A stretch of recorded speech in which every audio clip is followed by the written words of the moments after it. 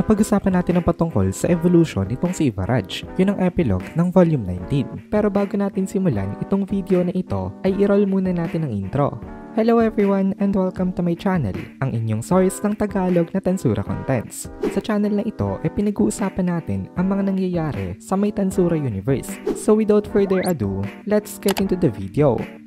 Immediately after his defeat, ay binigyan ni Feldway ng order itong sila may Furuki. That time kasi ay naka-standby lang itong mga ito in case na magkaroon ng emergency para mas madali sila na makabalik sa kanilang base, which is the Heavenly Star Palace. Itong si Mai Furuki nga kasi ay merong instantaneous movement. Kaya niya mag-teleport sa kahit na anong location, kahit saan sa mundo in an instant. At kaya niya rin na magsama sa teleportation na ito. Nung nakauwi na itong si Feldway sa may base nila, at saka nagsisigaw itong si Feldway. Sabi niya, anong klaseng hero daw itong si Rudra, ni hindi man lang daw nito nagawa na protektahan itong si Feldenava-sama. Talagang frustrate itong si Feldway dito. Talo nga kasi siya sa battle. Alam niya naman na malakas talaga itong si Rudra, pero hindi niya in-expect na kaya siyang talunin nito kahit na in possession na siya ng Castle Guard. Ang pagka-penetrate talaga nitong si Rudra sa may Castle Guard na ito ang dahilan kung bakit hindi na lumaban itong si Feldway. Ito talaga ang dahilan kung bakit sila agad nag-withdraw. Hindi talaga dapat nahihiya itong si Feldway sa pagkatalo na ito. Kasi nga, alam niya naman na kaya siya natalo dahil in possession pa rin itong si Rudra ng mga skills niya dati. Kabilang na dito ang Uriel at ang Michael. Pero kahit na alam ito nitong si Feldway, hindi niya pa rin mapigilan ang kanyang sarili na ma-frustrate nang dahil nga sa may nangyari. Pero alam ni Feldway na hindi pa tapos ang mga laban, kaya hindi siya pwedeng magpadala ngayon sa nararamdaman niyang emotion. Ini-convince niya na lang ang kanyang sarili na hindi naman daw siya totally na natalo kasi kaya niya pa naman daw talagang lumaban. Nag-withdraw lang daw talaga sila for the time being. With this in mind, ay nagawa ng kumalma nitong si Feldway. Tapos ini-monitor niya na ang mga battles na nangyayari pa. Pero nagulat dito itong si Feldway. Hindi niya in-expect na magkakaroon ng shocking turn of events. Kinonta kasi nitong si Feldway itong si Michael. Tinanong niya itong leader nila kung tapos na daw ba nito na i-dispatcha itong si Demon Lord Rimuru. Si Demon Lord Rimuru kasi ang kanilang pinakamalaking concern. Kaya si Michael rin ang naka-assign na tumapat dito para ma-make sure na talagang hindi na magiging hadlang itong slime na Demon Lord na ito. Ilang beses na kinontak nitong si Feldway itong si Michael, pero wala siya ditong nare-receive na response sa telepathy net nila. Kaya nagsimula na magtaka itong si Feldway dahil naputol bigla ang kanilang connection. Hindi daw ito pwede mangyari kasi silang dalawa daw nitong si Michael-sama parehas at nag-share ng same powers. Kahit gaano daw sila kalayo sa isa't isa at kahit na nasa ibang dimension pa sila hindi dapat maputol ang kanilang connection. Ang possible lang daw na makaputol ng connection na ito kapag merong isa sa kanila na napunta sa isang critical situation. Kaya hindi agad ito makapagbigay ng response. Meron naman daw parallel existence itong si Michael-sama. As long as may copy daw ito ng kanyang sarili, pwede daw itong ma-revive in any situation.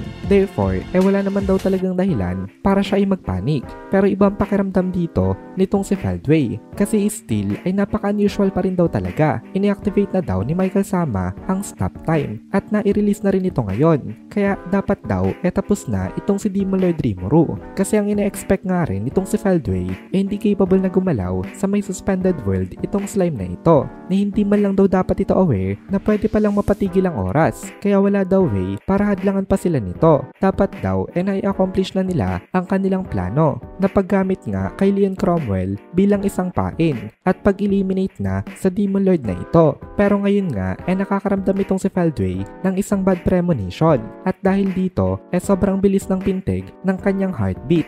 And then ay may na-receive siya na message. Ang message na ito galing kay Michael. Sabi sa message na ito na-grant na daw itong wish niya. Ang tanging regret niya na lang daw ngayon ang pagkaiwan niya dito kay Feldway. Ito ang thought nitong si Michael nung siya ay on the verge of disappearing. Tinamaan na nga kasi siya that time ng ultimate attack nitong si Rimuru. Ipinadala nitong si Michael ang ilan sa mga natitirang lakas niya papunta kay Feldway. Parang farewell gift niya na ito dito sa kanyang kaibigan. Naramdaman nitong si Feldway itong strength gift na ito na pumasok nga sa kanya. Pero ang problema ay hindi niya na maramdaman ang will nitong si Michael. ito ang naging confirmation nitong si Feldway sa pagkamatay nitong kanilang leader. Hindi makapaniwala itong si Feldway dito. Kasi nga, meron daw itong si Michael Sama na parallel existence. Kaya paano daw ito may eliminate ng kahit na sino? Meron palang parallel existence itong si Michael sa loob ng katawan nitong si Feldway. Kaya ang naisip nitong si Feldway ngayon, as long as safe naman daw siya, kaya niyang ma-revive itong si Michael Sama. Masyadong na-depressed itong si Feldway nang dahil sa nangyari. Kasi itong si Michael talaga ang nag-iisang may ituring na kaibigan nitong si Feldway. Unlike Zelario at Fen, si Michael lang ang naging kaklose nitong si Feldway.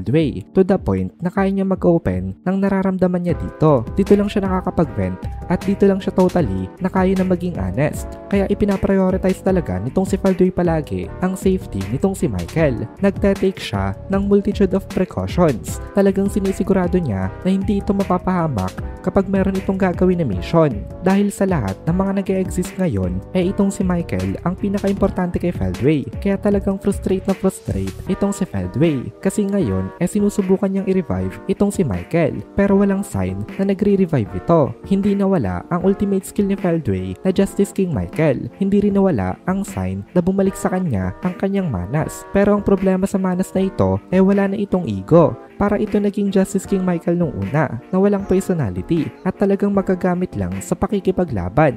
Hindi na ito yung Michael na kaibigan ni Feldway, na katulad niya gusto ring ma-revive ang kanilang lord na si Valdanava. At dito na muna natin tatapusin itong video na ito. Kung nagugustuhan mo itong mga videos natin, ay please consider joining the membership para mapanood mo na agad ang mga kasunod na part dahil palaging advance ang ating mga members. Also, ay please consider leaving a like at mag-comment ka na din para ma-boost naman tayo ng algorithm.